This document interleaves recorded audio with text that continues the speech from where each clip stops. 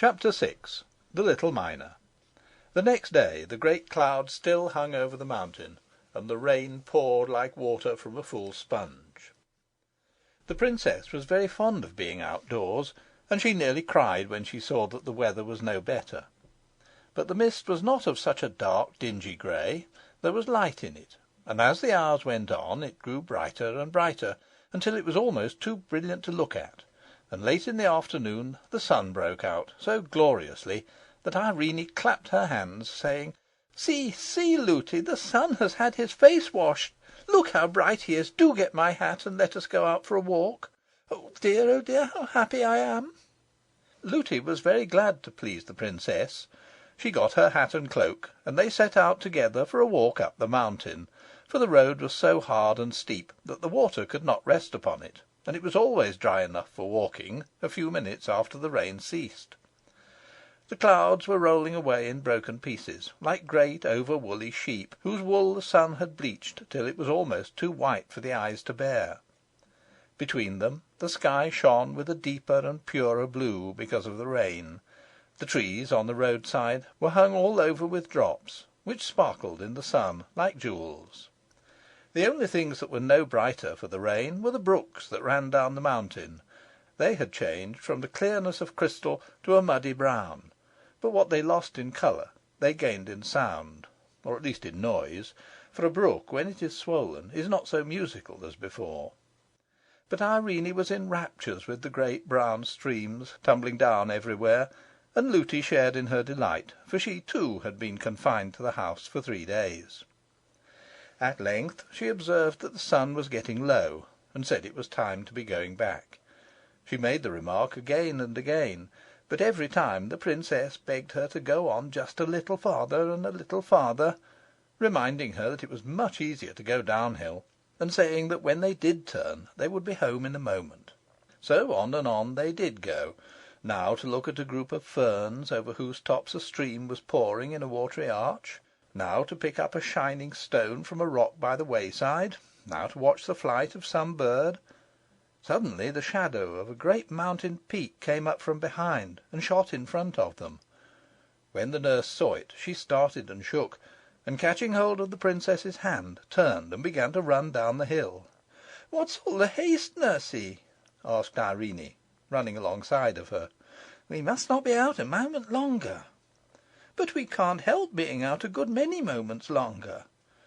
It was too true. The nurse almost cried. They were much too far from home. It was against express orders to be out with the princess 1 moment after the sun was down, and they were nearly a mile up the mountain. If his Majesty, Irene's papa, were to hear of it, Lootie would certainly be dismissed, and to leave the princess would break her heart. It was no wonder she ran. But Irene was not in the least frightened, not knowing anything to be frightened at.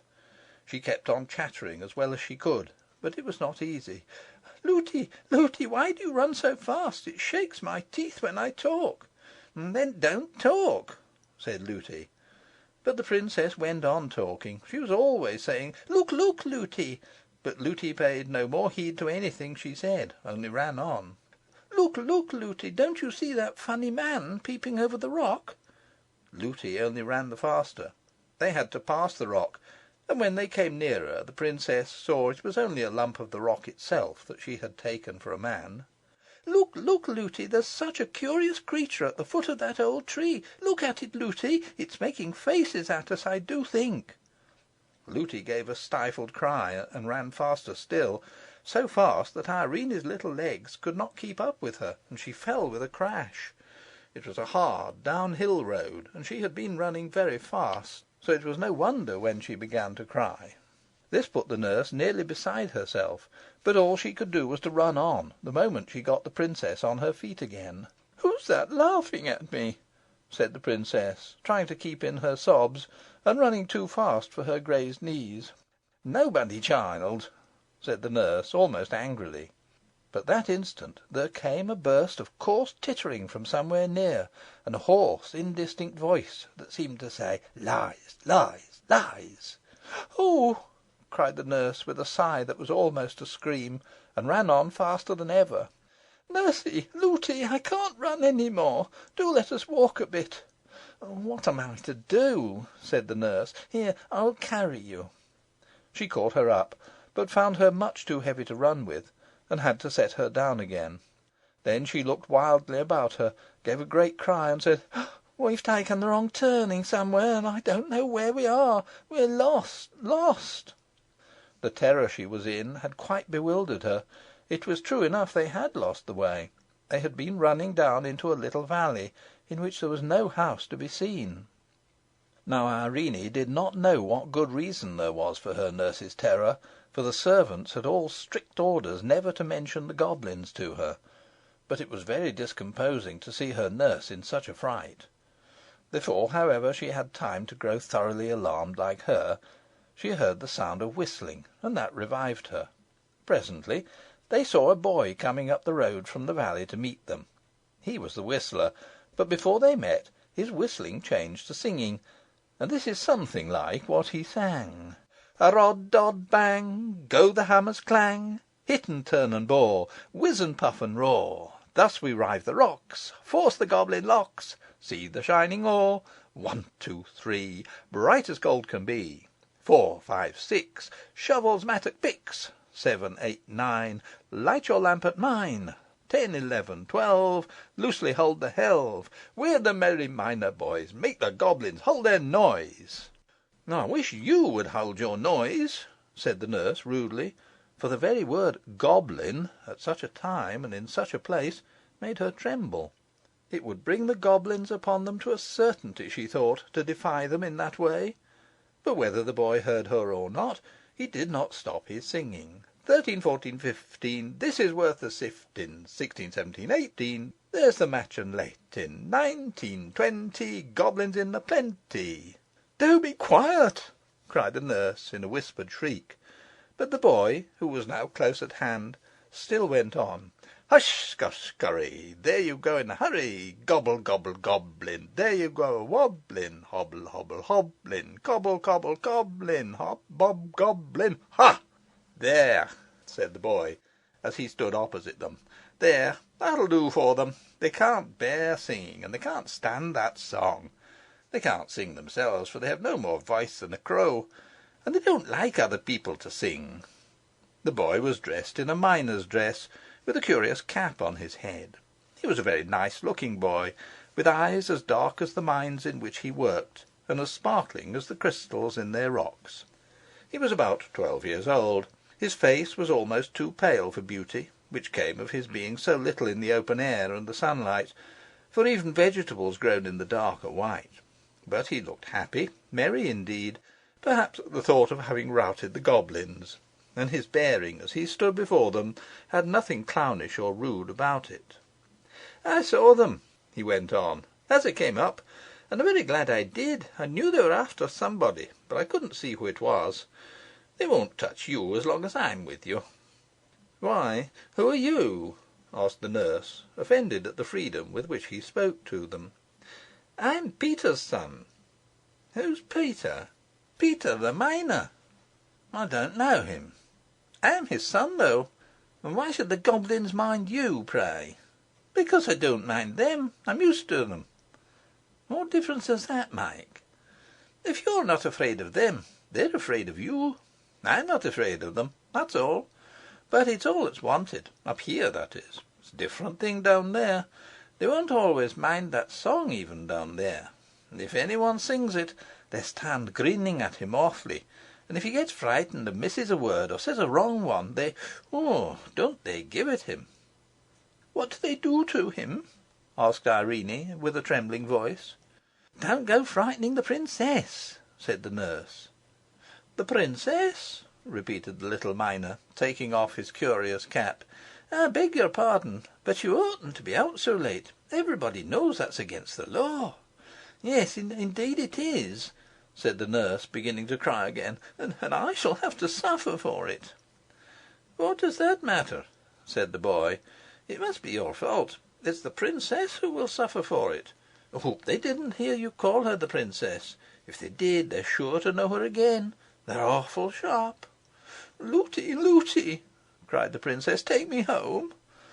"Don't go on like that," said the nurse to the boy, almost fiercely. "How could I help it? I lost my way." "You shouldn't have been out so late. You wouldn't have lost your way if you hadn't been frightened," said the boy. "Come along. I'll soon set you right again. Will I carry your little highness?" "Impertinence!"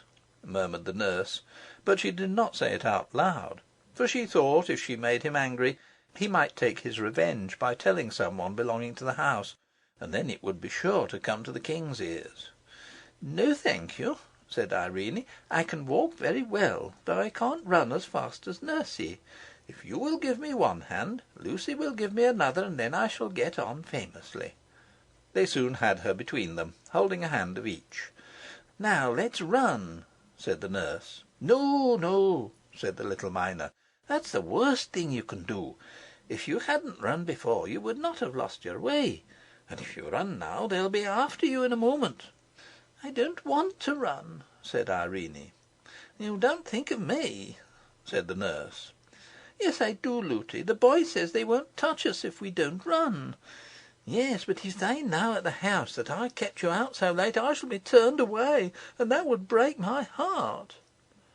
"Turned away, Lootie? Who would turn you away?" "Your papa, child." "But I'll tell him it was all my fault, and you know it was, Lootie." "He won't mind that, I'm sure he won't." "Then I'll cry and go down on my knees to him, and beg him not to take away my own dear Lootie." The nurse was comforted at hearing this, and said no more. They went on, walking pretty fast, but taking care not to run a step. "I want to talk to you," said Irene to the little miner, "but it's so awkward. I don't know your name." "My name's Curdie, little princess." "What a funny name! Curdie. What more?"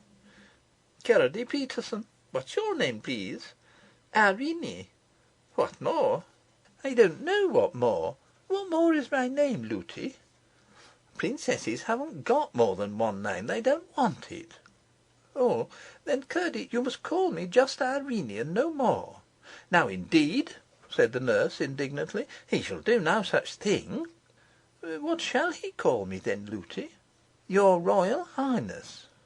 "My Royal Highness? What's that? No, no, Lootie, I won't be called names. I don't like them. You told me once yourself it's only rude children that call names, and I'm sure Curdie wouldn't be rude. Curdie, my name is Irene." "Well, Irene," said Curdie, with a glance at the nurse which showed he enjoyed teasing her, "it's very kind of you to let me call you anything. I like your name very much." He expected the nurse to interfere again, but he soon saw that she was too frightened to speak. She was staring at something a few yards before them in the middle of the path, where it narrowed between rocks, so that only one could pass at a time. "It's very much kinder of you to go out of your way to take us home," said Irene. "I'm not going out of my way yet," said Curdie. "It's on the other side of those rocks the path turns off to my father's." "You wouldn't think of leaving us till we're safe home, I'm sure," gasped the nurse. "Of course not," said Curdie.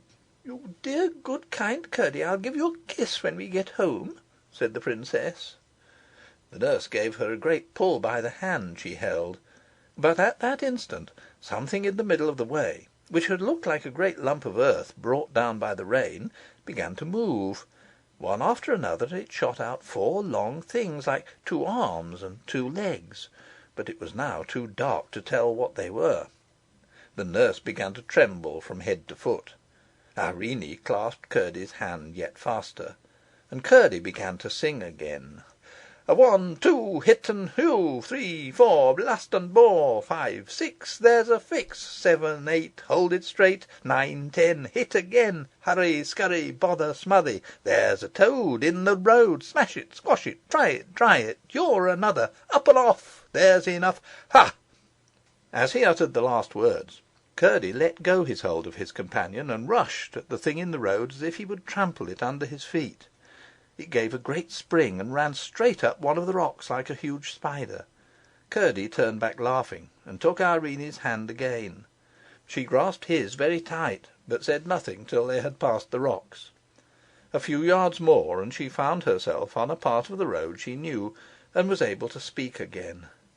"Do you know, Curdie, I don't quite like your song. It sounds to me rather rude," she said. "Well, perhaps it is," answered Curdie. "I never thought of that. That's the way we have. We do it because they don't like it." "Who don't like it?" "The cobs, as we call them." "Don't?" said the nurse. "Why not?" said Curdie. "I beg you won't. Please don't." "Oh, if you ask me that way, of course I won't. Though I don't a bit know why. Look, there are the lights of your great house down below. You will be at home in 5 minutes now." Nothing more happened. They reached home in safety. Nobody had missed them, or even known they had gone out, and they arrived at the door belonging to their part of the house without any one seeing them. The nurse rushed in with a hurried and not over gracious good night to Curdie, but the princess pulled her hand from hers, and was just throwing her arms round Curdie's neck, when she caught her again and dragged her away. "Lootie, Lootie, I promised a kiss," said Irene. "A princess mustn't give kisses. It's not at all proper," said Lootie. "But I promised," said the princess. "There's no occasion. He's only a miner boy." "He's a good boy and a brave boy, and he's been very kind to us. Lootie, Lootie, I promised." "Then you shouldn't have promised." "Lootie, I promised him a kiss." "Your Royal Highness," said Lootie, suddenly grown very respectful, "must come in directly." "Nurse, a princess must not break her word," said Irene, drawing herself up and standing stock still. Lootie did not know which the king might count the worst, to let the princess be out after sunset, or to let her kiss a miner boy. She did not know that, being a gentleman, as many kings have been, he would have counted neither of them the worst. However much he might have disliked his daughter to kiss the miner boy, he would not have had her break her word for all the goblins in creation.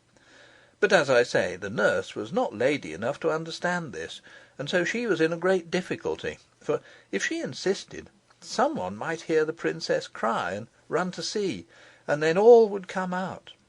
But here Curdie came again to the rescue. "Never mind, Princess Irene," he said.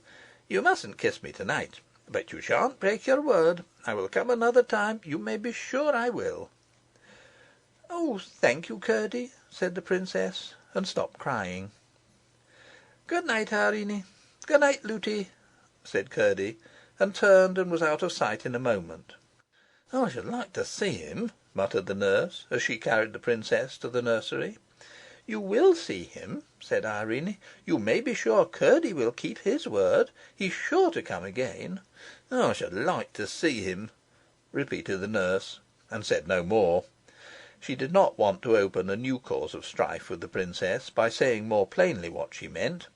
Glad enough that she had succeeded both in getting home unseen and in keeping the princess from kissing the miner's boy, she resolved to watch her far better in future. Her carelessness had already doubled the danger she was in. Formerly the goblins were her only fear. Now she had to protect her charge from Curdie as well. Chapter 6